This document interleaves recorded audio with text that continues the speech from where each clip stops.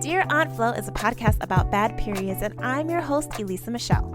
Every month, we'll dive deep into my own vagina monologues as I discuss my journey with endometriosis and share stories that we wish someone would have warned us about sooner. I am your new period BFF, so let's get comfortable speaking about our cycles. I feel like you know it's real when I put the headphones on. Hello, BFFs. I have to stop myself from saying welcome back, but what else do you say to the people who keep returning? How else do you start a podcast episode? Maybe it's good to see you again, even though I can't see you and you can only see me if you're watching this on YouTube, because if you just listen to the podcast, then you're just hearing me. So good to know that you're hearing me again. Whatever, I don't know. Either way, you know what I'm saying. I see you, sis, and whoever else might be watching or listening. On the heart chakra side, I do see you. Okay, so we are back with another episode of Video Girlfriend Chat, and we are talking about what we're using these days for our periods. I am not sponsored in any way, shape, or form. I'm just sharing what I know and what I use, what I do.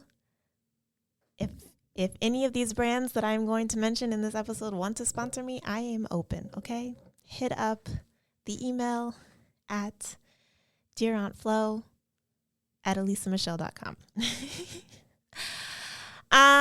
Before we get started, you know we have to get into a letter to Dear Aunt Flo. So, Dear Aunt Flo, you arrived a little later than expected last month, and I suppose I could be grateful for that since you gave me time to enjoy the weekend before and the weekend after. But you've been consistent for the past 2 years, so why switch up now? We need to get on the same page ASAP because I have a wedding to attend this month, and I don't need you creeping in past your due date, okay? Sincerely fed up, Elisa Michelle. Okay, there are a lot of different options out there now, from period underwear to cups to discs to free bleeding if you're into that kind of thing. What area do you fall under? So I am going to put up a poll for this episode, so look out for that if you come across my podcast profile on Spotify. Actually, most of my episodes have polls or question and answer sections to get the conversation going. So check that out. If you listen to the past episodes, go back, see what questions I've asked, see what polls I've put up, and interact with me. You feel me? So for the longest, I think we only had 2 options, right? It was only pads or tampons. And I dreaded tampons for the simple fact of not wanting to stick anything up inside my body. And this was before about knowing about TSS, which is toxic shock syndrome, or even what the tampons were made of. I just didn't think a foreign object should be lodged inside my vagina. So for the most part, I always stuck with pads. And yes, the bulky granny pads that swished from side to side as we walked, ran, skipped, and lifed around. I had a heavy period, so for me it made sense to have something to catch it all, like Pokemon. Minor tangent, but did you guys have Pokemon cards when you grew up? I recently found a binder full of Pokemon cards and even some holographic ones when I went back home to clean out my childhood room. And talk about nostalgia, but are they worth anything yet? Because your girl could use some extra coins. Anyway, tangent off. I was a pad girl, and until recently, probably the last 5 years or so, I was an always pad girl. So this brand seemed to be the most cost-effective, an efficient way to deal with my cycle. They had the longer options for nighttime. You know the purple pads. You know the purple ones I'm talking about. So they reached back to the booty, okay? They had full coverage to catch whatever went rogue at night or whatever went rogue during the day. I played soccer and I was a cheerleader growing up. So all that running around and jumping around had me anxious that I was always leaking. I don't think that I was. I'm probably sure I did at some point, but I didn't want to feel that way. So I thought that pads were the most like coverage that you can possibly have. I also tried Kotex, but mostly because the commercials were always leaning towards them being good for women in sports and active ladies. And then I started wearing tampons because I realized it was a less messy version of the pad. And I could get away with like just feeling a little more free to do things and move around. But ultimately, Always was my go-to brand. And then as I started developing issues in 2018, I began researching everything. So one of the first things, what was causing this newfound problem, right? Because I wasn't having these issues as a teenager. And I'm talking about all the bloating and the inflammation and like the heavy bleeding. So I wasn't having those problems before. So what was causing it and why now? So one of the first things I learned was to switch up my pads, the period pads, the feminine products, the sanitary napkins, whatever you used to call them. Switch them up. So I could no longer stomach using the tampons because of how inflamed and bloated my body was becoming. And after that red wedding fiasco in November 2018, I vowed off tampons forever. Now, if you missed that story, spoiler alert, I am not talking about the horrific scene in Game of Thrones, but an almost horrific scene of my period acting out at a friend's wedding. I talk about it in detail in episode 2. I think it's called My Endo Journey Part 1. But yeah, I was hearing a lot of things about how toxic period pads were and how they're linked to all these issues that women were starting to experience, and cervical cancer, and PCOS, and fibroids, and endometriosis, and endo, heavy excessive bleeding, and so many other things.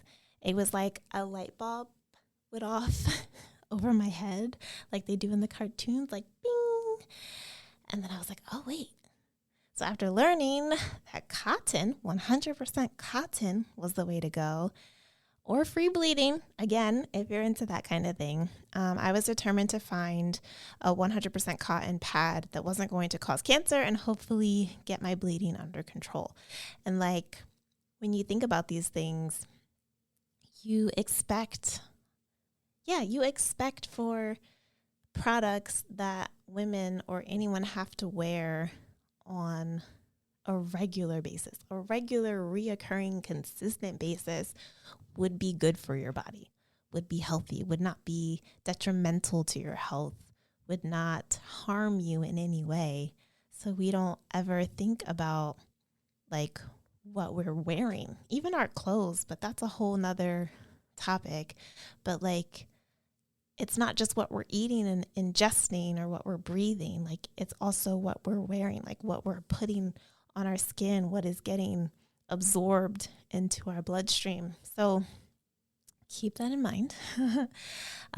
So all of that research led me to go on a mission, and I found a few options to consider. So I stumbled across a new brand at the time, Honey Pot, a Black woman-owned brand. Hello.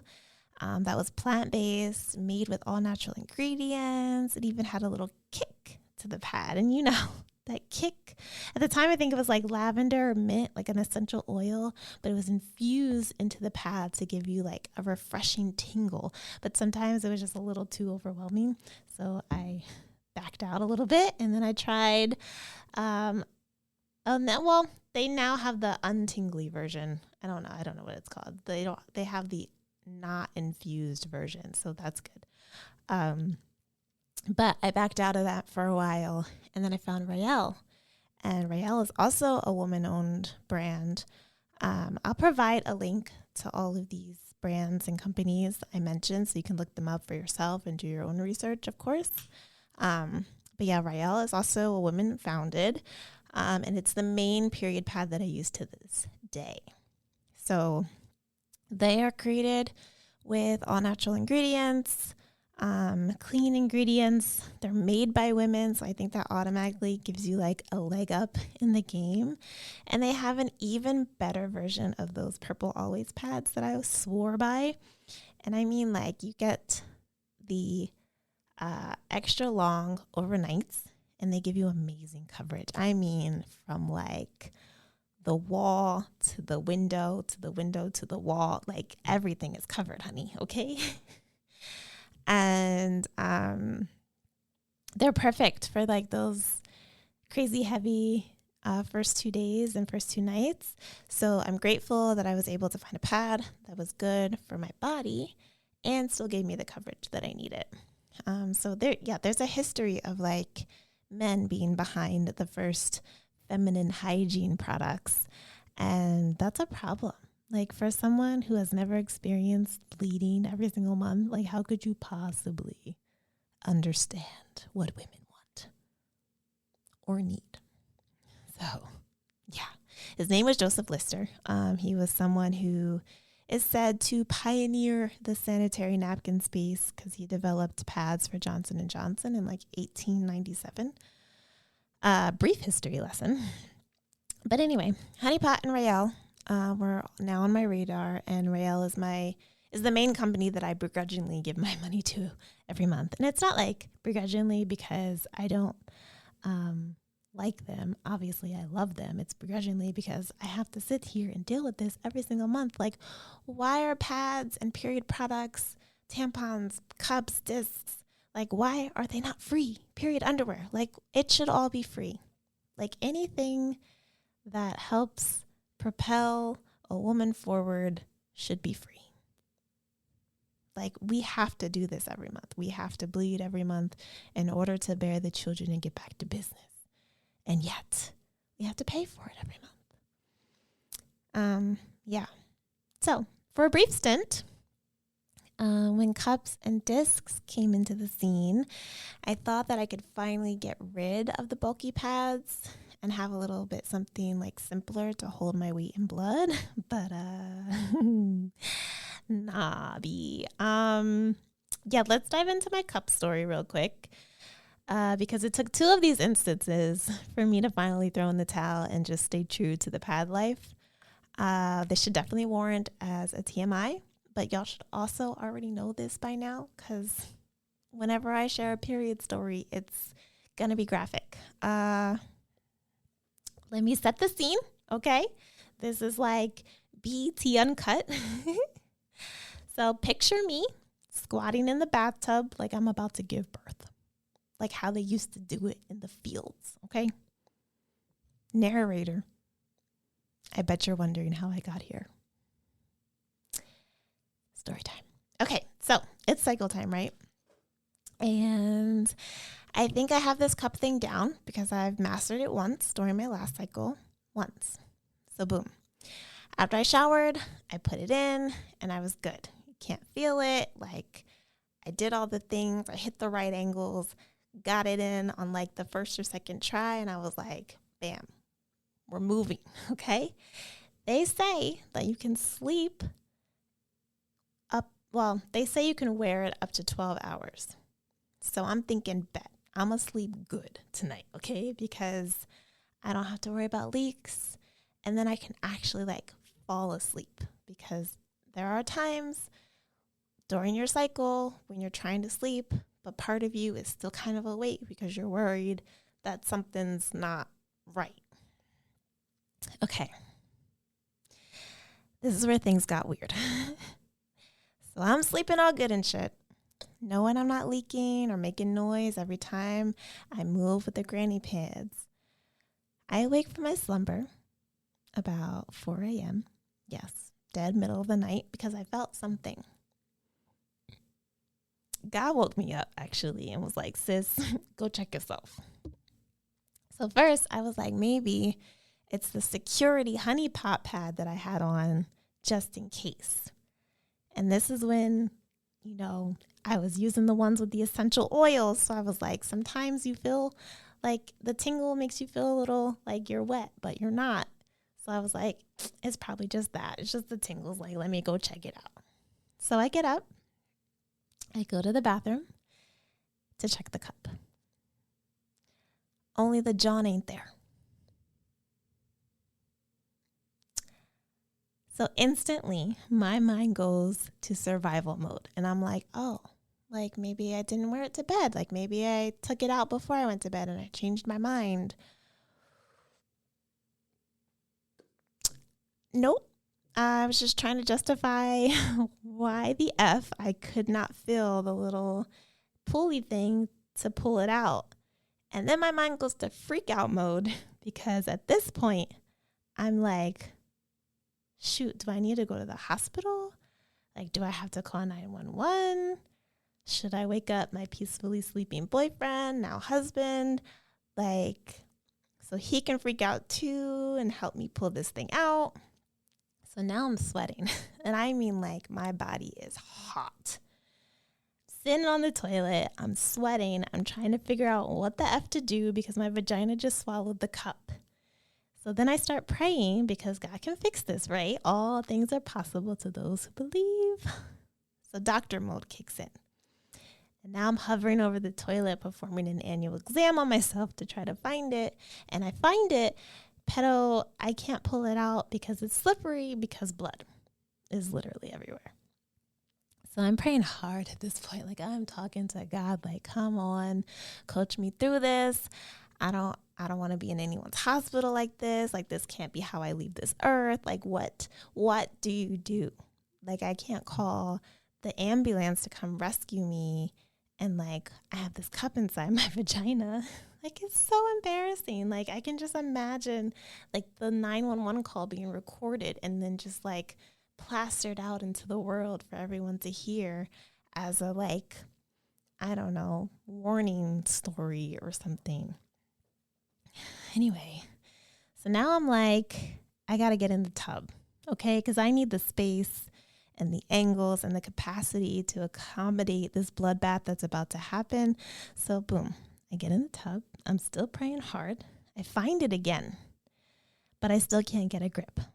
So this time it moved a little bit and I had to like adjust positions and squat like I'm giving birth in a field of nightmares.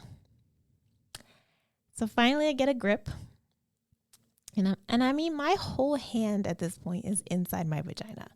So if you're wondering how babies get birthed, things can happen.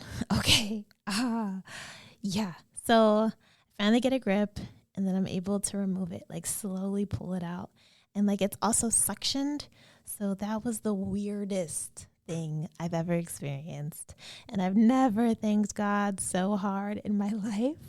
I'm also probably never wearing a cup again. At least I'm not sleeping with one. So yeah, that's my cup story. Let's take a moment of silence because only me. I feel like these are one of those things where like only me, only this would happen to me. Like I was so embarrassed. Like whose vagina just swallows up an entire object? And now y'all know why I don't care for those tampons. Like I thought it would be different. But yeah, no more cups for me. I tried the disc because they say like if you have like a high cervix, maybe the disc is better, or I don't know. Either way, it only lasted like 20 minutes of me trying the disc, and then I was too full of trauma to like, or too traumatized to keep it in. So I just took it out immediately and just went back to pads. So FYI, because I did Google things as well. So if for any reason you wear a cup and it gets stuck up there, just know that it's in there. Like it can't go anywhere else in your body. Tip number 1, can't go anywhere else. So if it's stuck, but you can't get to it, it's there. You just have to like, breathe. So what the advice that's given is you have to breathe to relax your muscles. And then you can either try to like pretend you're pooping to get it to come down, like to bear down. Or if you're breathing enough to relax, it should move down on its own to the point where you can like go in and do the rest of the job. Okay, so back to pads. I started using this other brand called Rain pads, which sometimes their company name is, oh gosh, I can't think of it right now.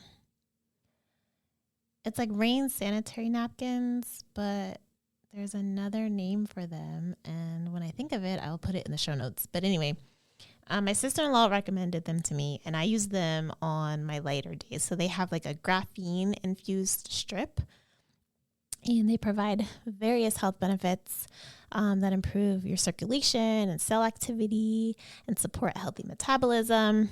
But yeah, I use them towards the end of my cycle when I'm a little lighter. And because they're thinner pads, they hold a lot. Like they're very absorbent. But I don't need them when I am heavy, so I use them when I'm lighter. The only like flaw that I find with these like organic natural pads is that they only come in a pack of like 8 to 10, which is like, I need more. I definitely need more because I can go through a pack in like a few days. So I do wish more came in a pack, but like, whereas like Always and Kotex, like you can get a pack of like 36 or 48, but that just goes to show you how like cheaper things with bad ingredients are made. So I take the L for the health benefits, even though I'm probably paying more because, you know, they're a bit more expensive for the smaller pack, but the benefits again outweigh the cost of everything. Anyway, that's that. You can look up all of these brands. Again, if any of these brands listen to my podcast or watch my YouTube video, feel free to send me an email. I would love to shout you out. That's Rael and Rain. And there's other ones like Femly is a good brand, and Honey Pot, obviously. But yeah, be mindful of what you're putting on your body and in your body. But just be more mindful of it, because it makes a difference. I can't say that like my life has changed, obviously, because I'm still dealing with the bullshit that comes with endometriosis, but think of it as like it's been, 15 plus years of bad choices that I'm trying to rectify in like 5 or 20 plus years of bad choices that I'm trying to rectify in 5 years. So yeah, let's do our affirmation for this episode. I know I can overcome adversity because I have all the tools that I need to succeed. So say it with me. I know I can overcome adversity because I have all the tools that I need to succeed. Yes, you do, friend. Okay, BFF. I see you, sis, and others. Seriously though, thank you so much for rocking with me, y'all. I mean, we are 8 episodes deep now. Okay, we are deep. You have a lot. You've learned and heard a lot about my vagina, and I'm so grateful for you for listening or watching if you're on YouTube. Yeah, like I hope that you're getting so much out of me sharing my story. I hope that is bringing you a little piece of hope within your own journey. I hope that it is answering questions that you might have. And I hope that it is just like opening up your mind to being more transparent and comfortable with speaking about your periods, because they're not a taboo thing to talk about. We just got to talk about it more. If something makes you uncomfortable, you do more of it. I'm pretty sure that's how it works. Yes, it's hard to tell that to an introvert like myself, but here I am sharing my vagina monologue stories. But yeah, seriously, thank you so much for rocking with me. I appreciate it. If you're not already, follow me on the pod, or follow the pod on Instagram at dearauntflo.pod. If you're listening, you can also watch me on YouTube. If you're watching on YouTube, you can also listen to me on Apple Podcasts or Spotify Podcasts or Google Podcasts, which is now YouTube Podcasts. Everything be switching up, man, I tell ya. Anyway, I love you. I see you. I hear you. And peace. Hey BFFs, thanks for tuning in to Dear Aunt Flo. If you enjoyed this episode and would like to show support, be sure to subscribe, rate, and review on Apple Podcasts. This will help more period BFFs find our community and add to the conversation. Follow on IG at dearauntflo.pod and let me know what topics you'd like to cover this season. Catch you in the next episode, period.